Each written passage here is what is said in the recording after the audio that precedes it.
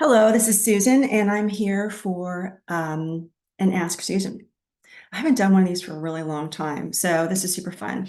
The way that an Ask Susan works is that there's a little questionnaire, some link in the email or near this recording where you can ask me anything. And so today I'm reading from one of these, and I'm going to share some of my thoughts on this reader's question. So she asks, how do I shut off from work and find balance and fulfillment in other things? She says, I find that because I work from home, I'm either working or thinking about work 24/7. She says that I'm not totally sure what a breakthrough would look like, but it would be helpful to reframe success. Yay. So I don't feel like I'm constantly failing at everything because I'm never satisfied with where I currently am. Oh my goodness. Isn't this just like the question of all questions? I'm so grateful that she asked. So this woman is going to remain anonymous by request, and I just wanted to start out by really honoring and acknowledging her level of self-awareness. This is where the journey of redefining success, reframing success, as she puts it, is where it really starts. She's referring to kind of like stage one and stage two, where you're like kind of acknowledging like this way works, but there's some cost to it. Like it's not everything. And she's kind of awakening to this reality that this is what I know, this is what I've got going on, but it's hard because it's not everything. So just really important to name that. This is just so common, this sense of that I'm always thinking about work. This was my story for sure, where it's all I could do. I mean, I was sat at the dinner table all the time, and all I was thinking about was work. Where I would start here is just kind of pulling forward some of the costs of this particular approach to success. Now, there's lots of good parts about it. And so we'll get to that. I want to just name what's hard here. So she's talked about needing and wanting balance. Balance is tricky. It means different things to different people, but there's this sense that of like, I'm focusing more on work than on anything else. And she's longing for fulfillment. Interesting because she is very, very accomplished, and yet she wants to be fulfilled by other things. So, yes, work is great, but there's a sense like there's more. I know there can be more. I know I can find joy and happiness and fulfillment from other things. I'm going to guess that part of that fulfillment, and this is a guess, um, is like just being present with her people, with her family, with her kids, with her husband. I know her to be a very loving and devoted woman, wife, mother, and you can be both distracted by work and aware of the fact that you're distracted by work and not being present, and that's a tricky place to be.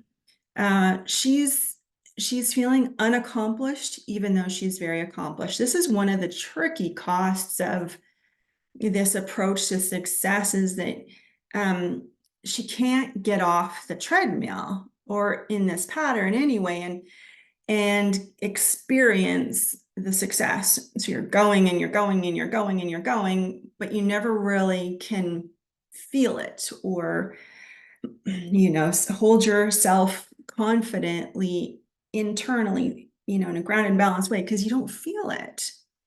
I'm going to guess that some of the cost to this approach to success is just maybe being exhausted, no sense of ease. She says that she works at home, and that means you can never get away from things.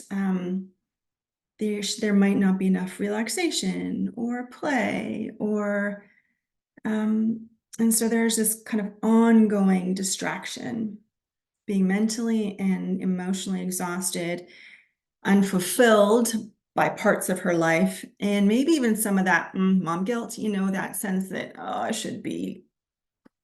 So Here's what's really tricky and hard about this, and I'm speaking from our experience, is that this approach to success, it's like a pair of glasses. The attention is so focused on work and accomplishing things, um, that it's all she can think about 24/7. So it keeps her attention, if she doesn't feel like she's accomplishing enough, she feels like she's failing, which she talked about, and this keeps her attention on working 24/7. So it's like a loop, right? Must be successful. Oh, don't feel successful. Got to keep working at being successful. And that is like so frustrating and disheartening and just leave a feeling of emptiness. Now that we've kind of painted the picture of the cost, it's like, okay, we know that there's lots of benefits. She's extremely successful, and she's looking for a version of success that maybe is more her own for this stage of where she's at. What's she longing for? This is where I can only take so much from this. She says she wants some balance, some fulfillment in other things to feel more accomplished, which is not just like check, check, check, check. My guess is that it's this sense of accomplishment that you can actually embody and feel beyond the checklist, beyond the list, beyond the titles. She wants to reframe success. So, what could that look like for her? So I would probably, get into her values. My guess is that she's got some pretty solid values that ground her. And I want to get curious about how she's already living them out. I'm not interested in how she isn't, because there's already this part of her that is very, it seems, accustomed to seeing what's lacking. We want to start looking at what is already working, where success is. This new version, this reframed version is already happening, so that she can feel a sense of aligned and like integrity with what matters.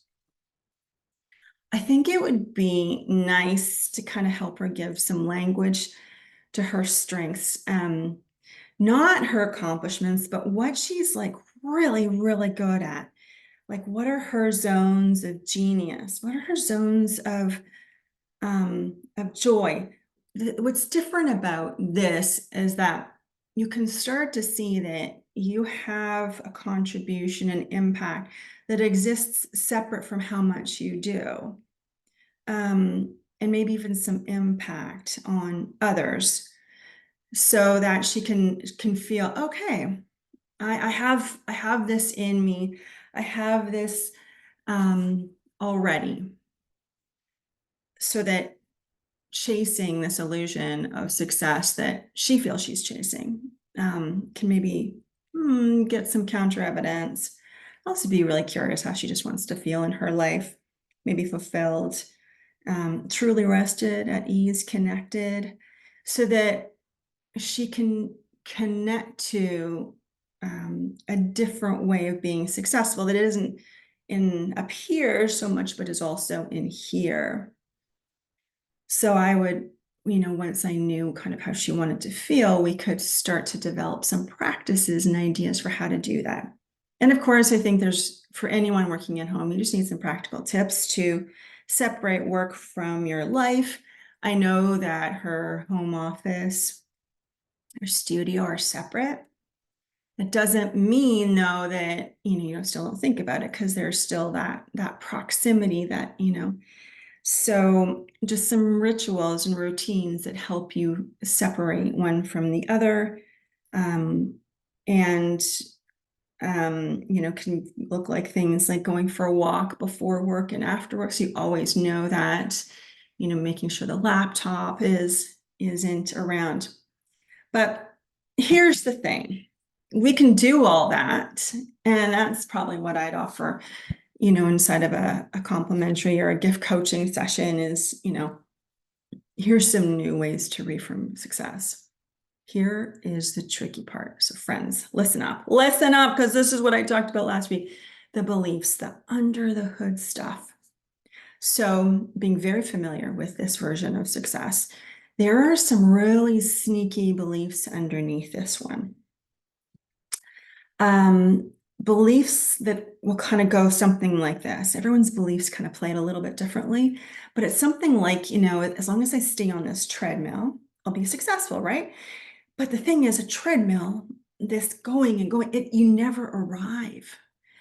And so you're always constantly doing and doing, and even if you do accomplish something, it's a treadmill, which is all about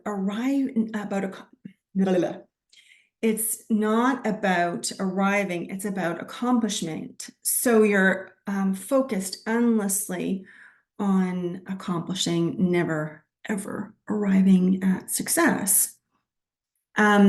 What's really hard about this belief is there's this sense that if I get off, you're so accustomed to it, it can almost be excruciating in and of itself, because all you're thinking about then is, how do I get back on? Like, so much of your life ends up becoming designed around this pattern, and the treadmill has like zero imagination, not the person on it. The treadmill, it really believes that the only way to accomplish success is to stay on the treadmill.